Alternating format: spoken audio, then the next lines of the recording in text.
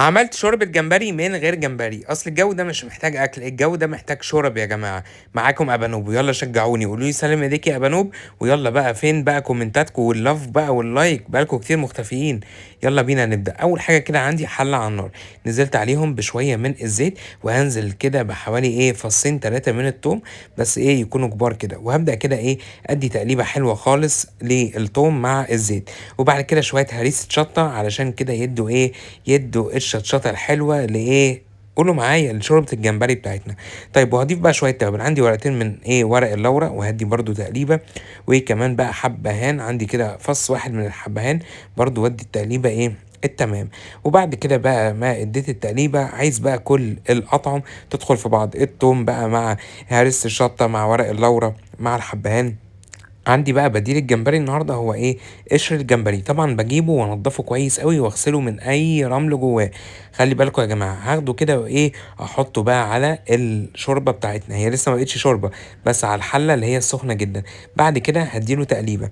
طيب بصوا بقى اللون بتاع قشر الجمبري هيبدا ياخد اللون البرتقاني شويه، يعني بصوا دي بقى خطوات تنجح الشوربه معاكي. طيب شوربه الجمبري دي هستخدمها في ممكن اشربها كده، ممكن اصفيها طبعا واعمل منها ملوخيه، اللي هي ملوخيه بالجمبري. بصوا ممكن اعمل بيها الرز اللي هو الصياديه، هز بيها الرز بتبقى طعمها حلو قوي. بعد كده بقى بعد ما الجمبري خد لون او القشر بتاع الجمبري خد لون كده برتقاني، هنزل عليه ببصلايه صغيره انا مقطعها قطع صغيره، وعندي كمان طماطمايه وممكن اضيف كمان صلصه طماطم. وبعد كده هضيف شوية من عصير الليمون. ويلا بقى بينا ننزل بقى بشوية توابل. هتضيف في التوابل؟ عندي معلقة صغيرة من الملح، وكمان رشة بسيطة من الكمون، ورشة بسيطة من الفلفل الأسود، وكمان الكزبرة الناشفة، شوية من البابريكا المدخنة. وهدي بقى تقليبة حلوة جدا جدا. وطبعا ما ننساش اللي أنا حطيت في الأول حبهان، وكمان قولوا معايا ورق لورا. طيب انا حطيت حاجه قلت لكم عشان تشطشط الشوربه بتاعتنا، ده فاكرين انا حطيت لو فاكرين اكتبوا لي في الكومنتات. بعد كده هضيف بقى ميه سخنه بتغلي.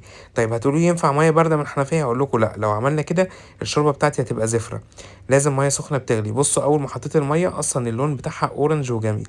هبدا كده اغطيها واسيبها مثلا 10 دقايق ربع ساعه. هخلي بقى كل العصاره اللي جوه القشر بتاع الجمبري تنزل. وبجد يا جماعة شكلها حلو جدا وطعمها حلو قوي. ممكن اصفيها، بس انا حطيتها كده بالقشر بتاعها علشان تشوفوا ان انا عملت شوربة جمبري من غير من غير جمبري، عملتها بقشر جمبري بس. هبدأ بقى احطها كده. وعلى فكرة ممكن نصفيها خالص ونحط لها نحط لها بقى شوية كريمة لباني برضو هتبقى حلوة. ممكن اصفيها واعمل منها مكرونة سي فود. النهاردة عملت شوربة الجمبري وانا ابانوب، اعملوا لي فولو.